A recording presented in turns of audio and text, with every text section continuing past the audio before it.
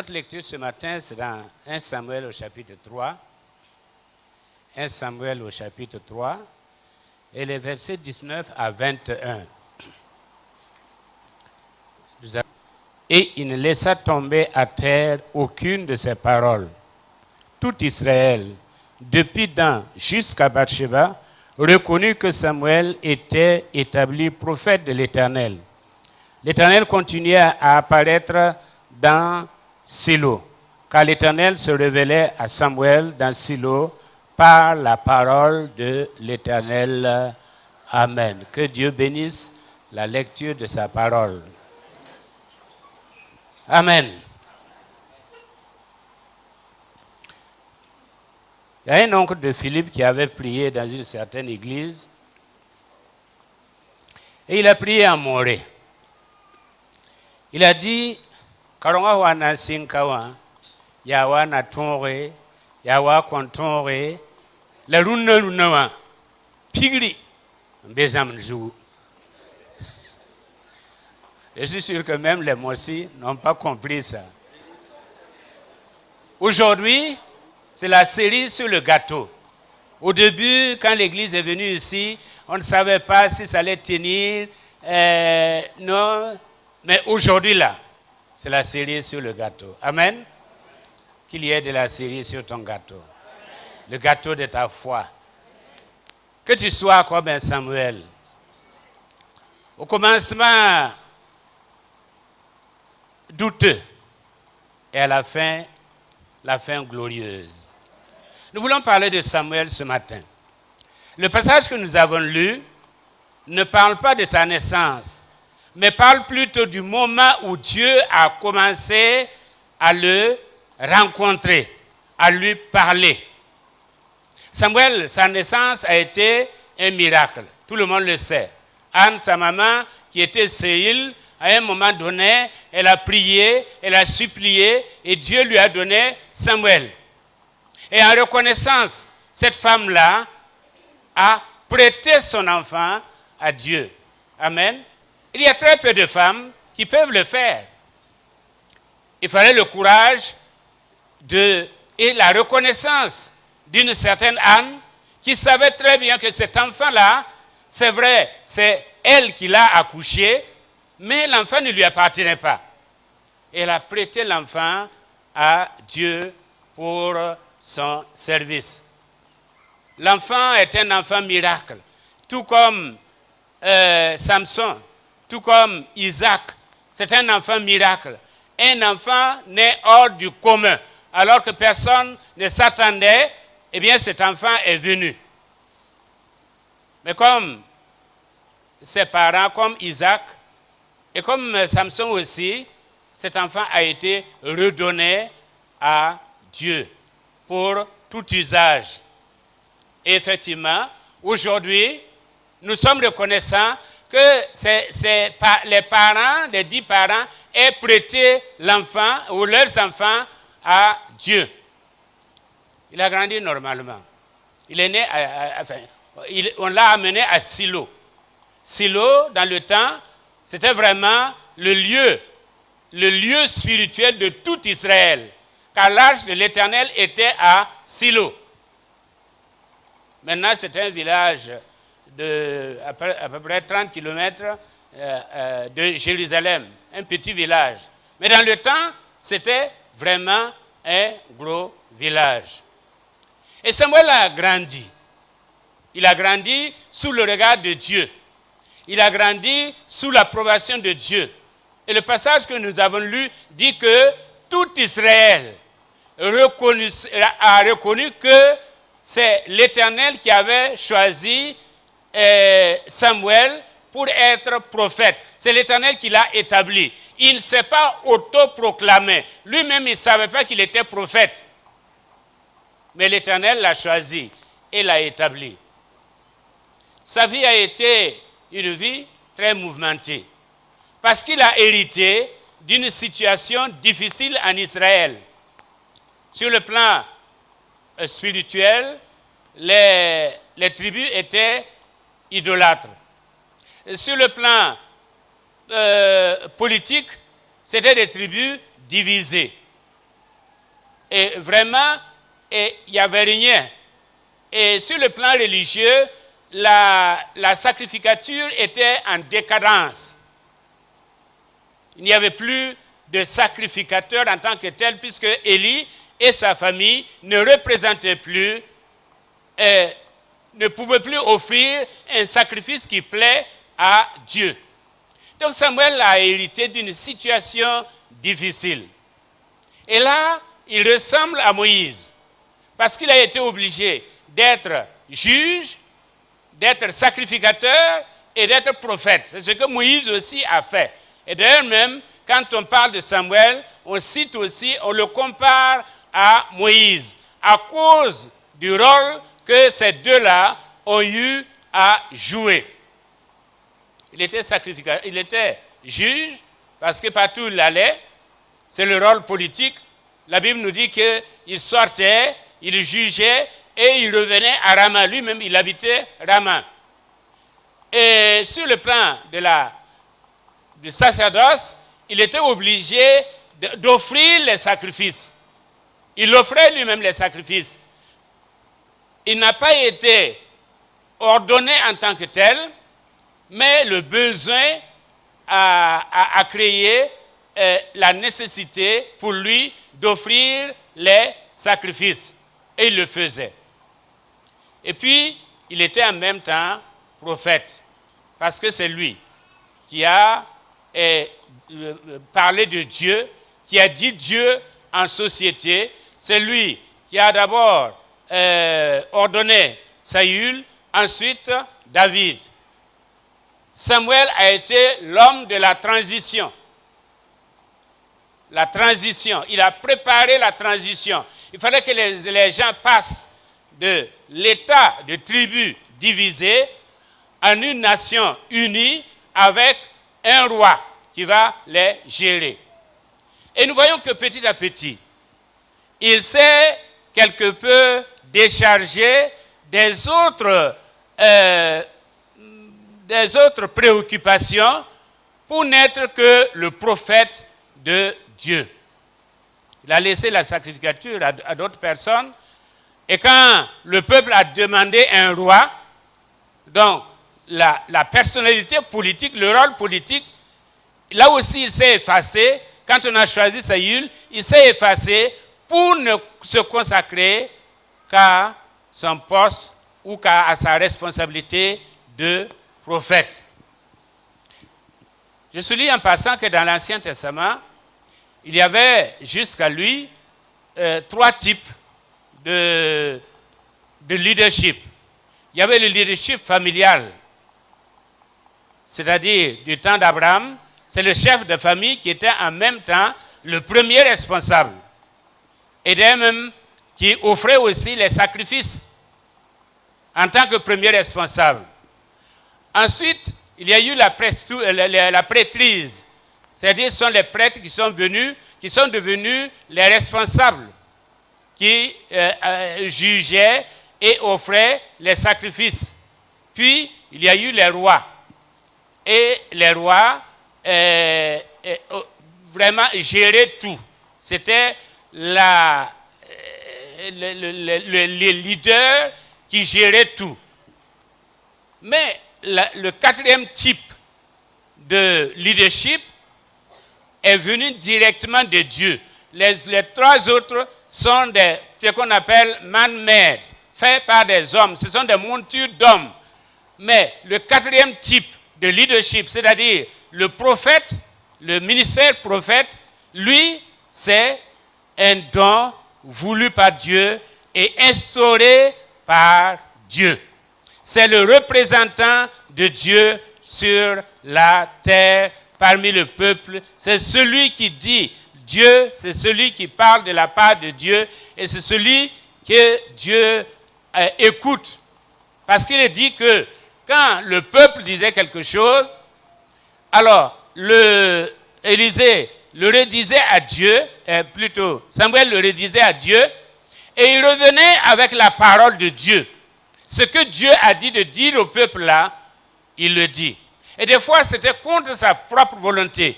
Parce que quand les gens ont dit, on ne veut pas de toi, parce que bon, tu as vieilli, tes enfants sont devenus rebelles, tes enfants ne te représentent pas, donc nous voulons un roi, nous voulons quelqu'un. C'est vrai que toi tu étais bien, mais tes enfants ne marchent pas dans tes voies. On ne veut plus la répétition d'Élie et sa famille. C'est pourquoi donne-nous un roi. Ici, j'ouvre une parenthèse pour dire ce que Dieu, la bénédiction de Dieu sur les parents n'est pas obligatoire sur les enfants. Dieu peut bénir, Dieu peut choisir quelqu'un qui est bien, mais vous allez voir que ces enfants ne suivent pas la même voie. Dans le cas d'Élie, il était dit que c'est Élie qui n'a pas bien éduqué ses enfants. Mais dans le cas de Samuel, ce n'est pas parce que Samuel n'a pas bien éduqué ses enfants. Ça peut arriver. Ça n'arrive pas qu'aux autres. Ça peut nous arriver. Ça arrive aux pasteurs. Il y a combien de pasteurs dont les enfants se conduisent mal?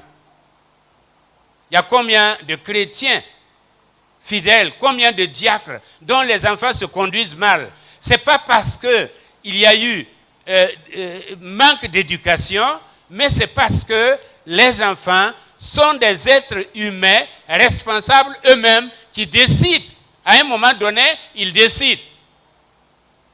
Je suis sûr que chacun d'entre nous a des témoignages, sinon que nous vivons des situations où nous aurons voulu que nos enfants soient à notre image, mais ils ne le sont pas. Ça a été le drame de Samuel, de savoir que ses enfants ne marchaient pas dans les voies de leur père. Alors que lui-même, il a été intègre. Mais il ne marchait pas, ses enfants ne marchaient pas. Et il a été obligé d'accepter le fait et de composer avec ça. Fermons la parenthèse. Samuel donc a été appelé à être l'homme de Dieu, à être le porte-parole de Dieu, à être l'homme de la situation.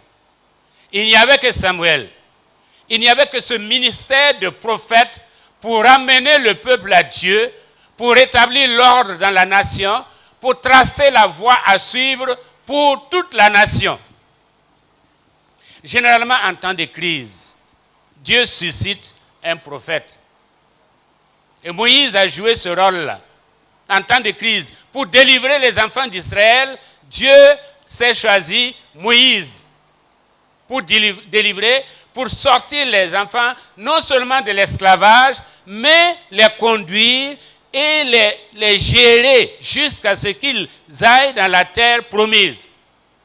Et quand ils sont entrés dans la terre promise, il a fallu qu'ils suscitent Samuel, prophète, pour réglementer la vie de ces gens-là. Aujourd'hui encore, nous avons besoin de prophètes, même pour ces pays de merde. Et surtout pour ces pays de merde, nous avons besoin de prophètes. Parce que toute âme est d'égale valeur. Il n'y a pas de personne supérieure. Mais ce qui fait notre malheur, c'est notre désordre et notre manque d'organisation qui fait qu'on ne nous prend pas au sérieux. Ce n'est pas qu'on n'est pas riche. On est riche. Notre sous-sol est riche. Mais notre mentalité est pauvre. Il nous faut des prophètes. Mais quand je parle de prophètes, ce ne sont pas des prophètes autoproclamés. Je parle de ministères prophètes. Des gens qui répondent à une certaine exigence de la part de Dieu. Quand c'est Dieu qui choisit, eh bien ça coule. Quand c'est l'homme qui s'autoproclame, ça grince. Aujourd'hui, on parle de prophètes des nations, de prophètes des dirigeants, de prophètes de je ne sais quoi. Non, un prophète est un prophète. C'est quelqu'un qui vient de Dieu pour dire la parole de Dieu au peuple de Dieu. et pour amener le cœur des hommes, des uns et des autres à Dieu. C'est dans ce sens que Samuel est un prophète et que Moïse est un prophète. Quelles étaient leurs caractéristiques? D'abord, ce sont des gens qui se tenaient devant Dieu. Se tenaient devant Dieu. Il nous a dit qu'aucune parole de Dieu ne tombait à terre. Ce sont des gens qui se tenaient devant Dieu, qui recevaient de Dieu. Et quand ils reçoivent de Dieu, ils ne vont pas diluer cette parole-là. Ils vont transmettre cette parole telle qu'ils l'ont reçue. Ce sont des hommes de parole qui se tiennent devant Dieu, qui reçoivent la parole de Dieu et qui conservent cette parole et qui gardent cette parole et qui se conduisent par rapport à cette parole. Ce sont des hommes qui aiment la parole de Dieu et ce sont des hommes qui disent la parole de Dieu. Ils se tiennent devant Dieu et ils font comme l'apôtre Paul. Seigneur, que veux-tu que je fasse? Que veux-tu que je dise? Comment veux-tu que je me conduise? Ils reçoivent leurs ordres de Dieu avant de les répercuter sur les hommes. Ce sont des hommes qui n'aiment pas les applaudissements, qui n'aiment pas la popularité. Ce qui les intéresse, c'est exécuter l'ordre de Dieu. Ce qui les intéresse, c'est aller dans le sens de la volonté de Dieu. Ils ne sont pas là pour plaire. Au contraire, la plupart d'entre eux ont été menacés. Les vrais prophètes sont ceux qui sont menacés parce que ce qu'ils disent est contraire à la volonté des gens, aux intérêts des gens. Ce sont des gens qui sont capables de se sacrifier pour la vérité, pour la parole de Dieu, pour la mission que Dieu leur a confiée. Ce sont ces hommes-là qui peuvent transformer les sociétés. Ce n'est pas les bénis oui-oui. Ceux qui se conduisent, ceux qui disent ou ceux qui prédisent selon ta capacité financière, selon ta position. On va te dire un message. Voilà les prophètes que Dieu veut. Des gens qui disent la vérité sans monnayer, des gens qui n'ont pas peur de dire les choses à qui que ce soit. Que tu sois grand, que tu sois petit, c'est la même parole. Et je voudrais encore une parenthèse pour dire, il y a des gens que Dieu a élevés pour une raison donnée, mais ces gens, une fois qu'ils ont atteint le sommet, ils ont laissé tomber Dieu. Dieu n'est plus la priorité dans leur vie. Dieu n'est plus vraiment l'objet de leur recherche. Ils ne soupirent plus après Dieu, ils soupirent après autre chose. Si Dieu vous élève, vous ici, n'oubliez pas Dieu. N'oubliez pas Dieu. Parce que si vous l'oubliez, lui ne va pas vous oublier. Et il aura l'occasion de revenir et de vous retirer ce que vous avez. Ou en tout cas la position qu'il vous a donnée. L'actuel président du Ghana, pour ceux qui, en tout cas ça a paru dans Facebook, nous l'avons vu dans la chorale de son église.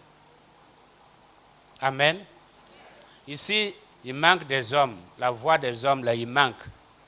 Il y a des hommes qui sont assis. Ici, là, en général, ce sont des hommes. Ce sont des hommes qui sont assis. Et vous ne voulez pas rejoindre la chorale. Celui qui est fidèle dans les petites choses le sera aussi dans les grandes. Dieu ne va pas vous donner grand si vous ne commencez pas par les petits.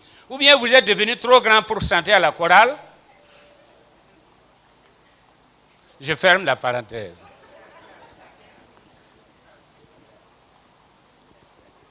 Samuel était quelqu'un qui s'est associé à son peuple. Il s'est associé à son peuple. Il était là avec le peuple. Il n'était pas distant du peuple parce qu'il servait ce peuple.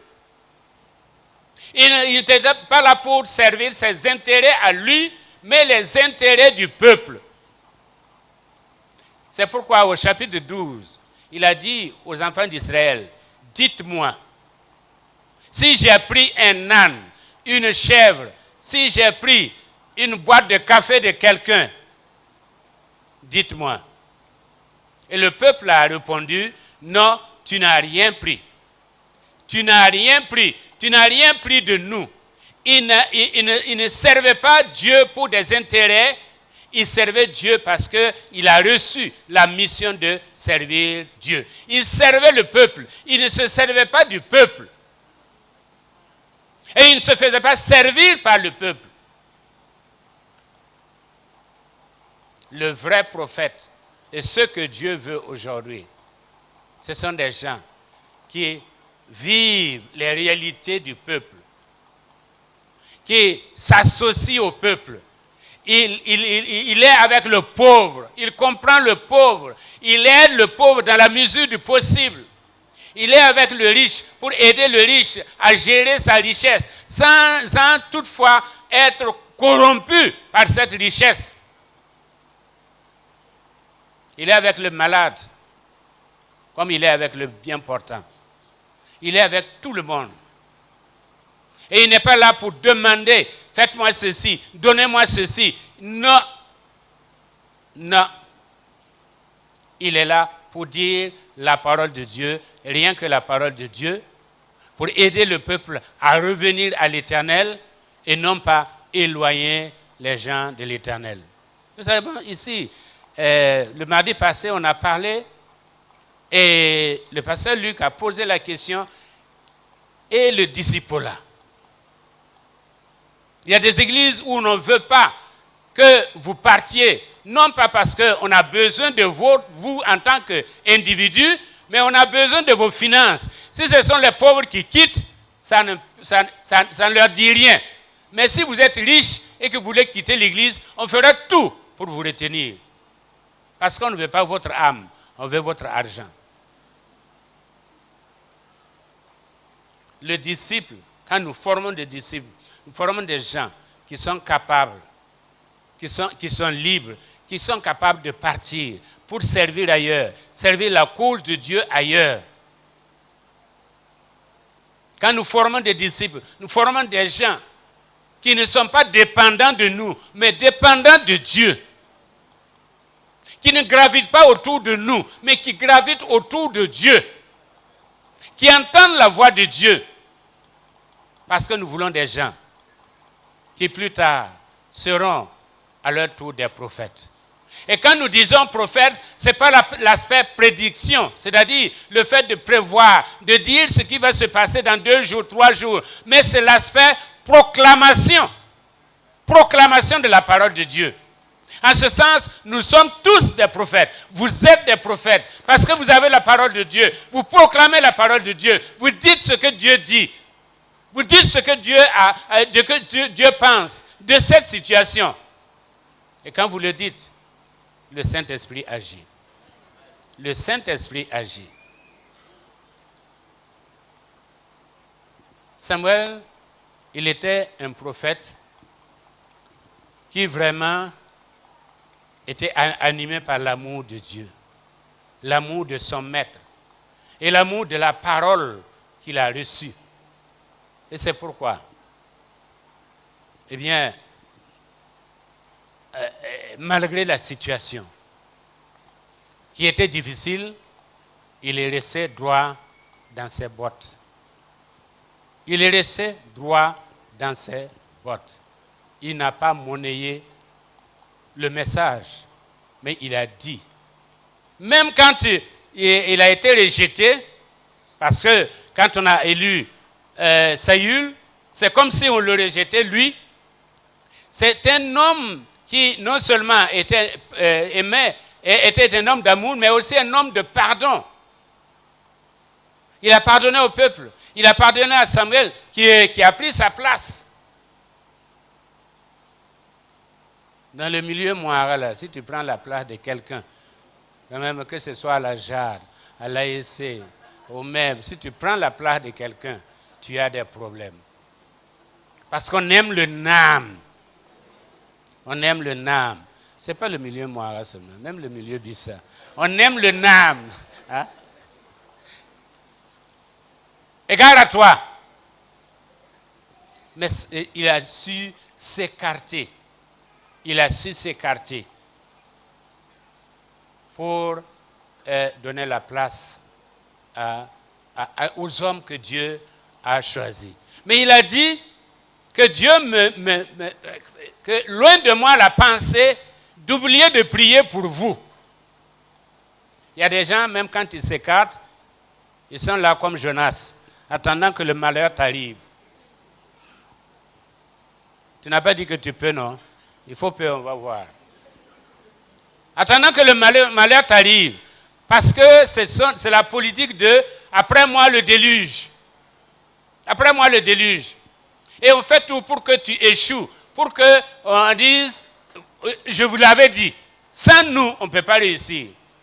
Ça existe en politique, mais ça existe aussi dans l'Église. Sans moi, vous ne pouvez pas réussir. Tu n'es pas indispensable. Nul n'est indispensable. Autant sur le plan politique que sur le plan, et surtout sur le plan religieux, nul n'est indispensable. Nul n'est indispensable. C'est Shakespeare qui disait, la vie est un théâtre. Chacun apparaît, joue son rôle et disparaît. La vie est un théâtre. Chacun apparaît, joue son rôle et disparaît. Tu as apparu, tu as joué ton rôle, peut-être que c'est le temps de disparaître.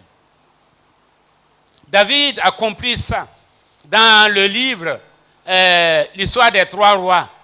David a dit, je ne diviserai pas le royaume, je ne combattrai pas, parce que peut-être que Dieu a fini avec moi et veut quelqu'un d'autre.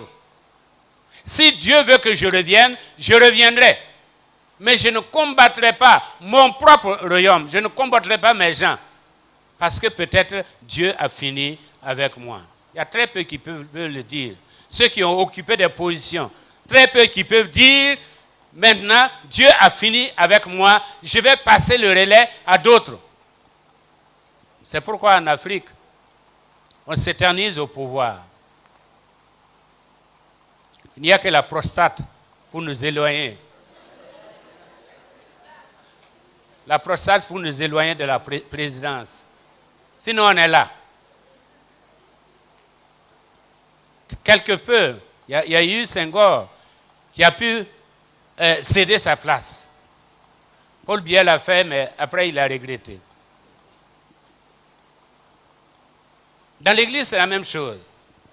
On est éternellement là, alors qu'on n'est pas éternellement efficace. Comme on dit, l'homme de science est utile à la science dans la première moitié et nuisible dans la deuxième moitié.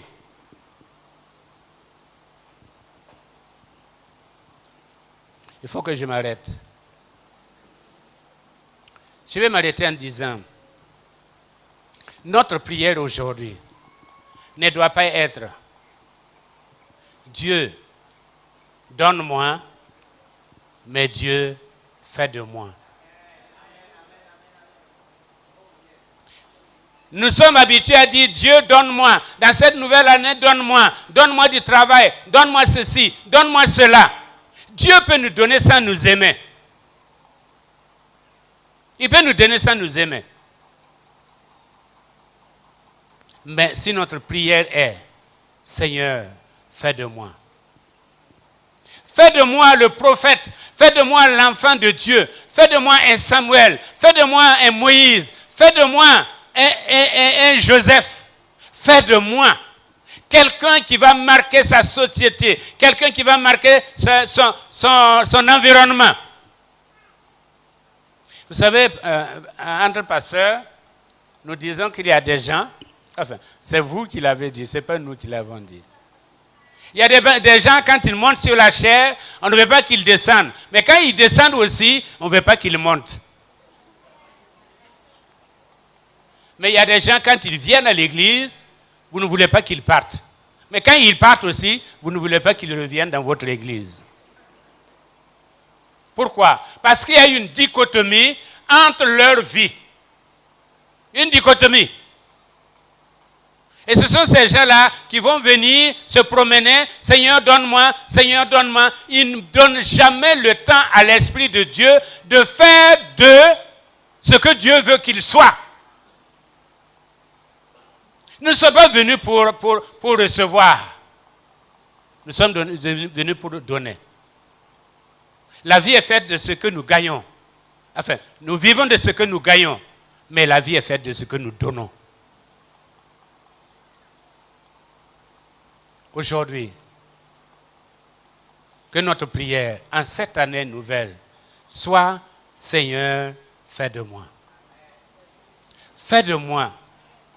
Fais de moi. » Et quand le Seigneur aura fait de nous ce qu'il veut que nous soyons, il nous donnera le reste. Ne mettons pas la charrue avant les bœufs. Fais de moi un soldat. Fais de moi un homme intègre. Fais de moi. Quand Jésus a vu Nathanaël, qu'est-ce qu'il a dit? Je vois en cet homme-là un homme en qui il n'y a point de fraude. Quand nous sommes à l'église, nous chantons bien, nous prions bien, nous gesticulons. Mais quand nous quittons l'église, qu'est-ce que nous devenons? Est-ce que notre témoignage marque notre environnement? Est-ce que notre témoignage laisse un impact? Est-ce que notre témoignage peut amener quelqu'un à Dieu? Dans nos lieux de service, est-ce que notre témoignage peut réellement amener les gens à dire « J'ai rencontré aujourd'hui Jésus-Christ ». C'est le témoignage qu'on a rendu de quelqu'un. On a parlé de Jésus-Christ et la personne a dit, c'est pas la peine. Moi, j'ai vu Jésus-Christ aujourd'hui.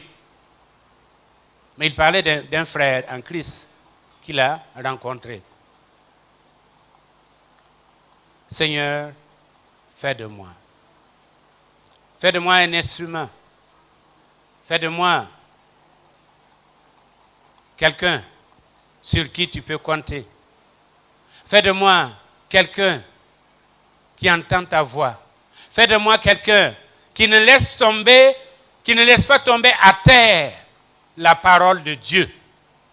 Mais qui, comme Marie, intègre cette parole-là, garde cette parole-là précieusement, afin de se conduire par rapport à cette parole. Seigneur, fais de moi. Le donne-moi, c'est humain. Le fait de moi, c'est divin. C'est divin. Et Dieu veut aujourd'hui. Quand il dit, je cherche un homme, il veut un homme, il veut une femme, il veut une personne qui entende sa voix, quelqu'un qui est courageux, qui dit les choses telles qu'elles sont, qui affronte tout le monde, qui fait que les rois viennent faire génuflexion, que les généraux plient devant eux à cause de la vérité et non pas à cause du mensonge. Le mensonge règle le présent, mais il n'a pas d'avenir. Le mensonge règle le présent, mais il n'a pas d'avenir. C'est la vérité qui a un avenir. Que Dieu nous garde dans la vérité. Que Dieu nous garde dans la vérité. Et que dans cette année nouvelle, que nous puissions nous engager et dire, Seigneur, fais de moi. Fais de moi un Samuel. Fais de moi un Moïse. Il n'était pas biscornu. La Bible nous dit que Élie était un homme comme nous. Donc Samuel était un homme comme nous.